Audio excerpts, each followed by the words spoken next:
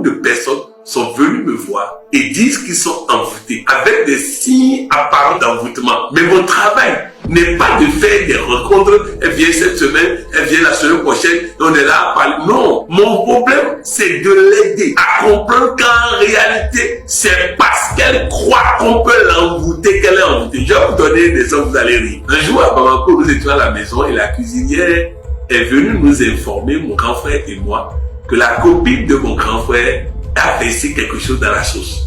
Donc elle était dehors, elle a vu sortir quelque chose de soutien-gorge et versé dans la sauce. Alors j'ai demandé qu'elle verse la sauce et qu'elle prépare une autre sauce sans qu'elle ne sache qu'elle a changé la sauce. Donc nous sommes allés à table manger.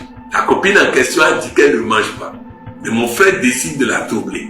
Il me dit, Patrick, tu te rappelles la fille qui avait mis quelque chose dans notre plat à Cotonou et qui était tombée malade avec plein de boutons dans le visage jusqu'à il a fallu délivrance. Et j'ai dit oui. Il raconte à sa copine, il dit, tu sais, il y a une fille comme ça, elle a mis les trucs dans notre sauce là. C'est elle qui a eu problème. Parce que nous, on vient d'un village où on peut pas nous saboter. Quelques minutes après, la fille commence par se gifler, se taper le visage. Le lendemain, elle est venue totalement défigurée, boutons partout sur son visage. Et elle dit qu'elle veut avouer la vérité. Et elle parle, elle avoue. Vassil dit non, là, il faut 150 000 qu'on doit envoyer. Ça doit être ton argent.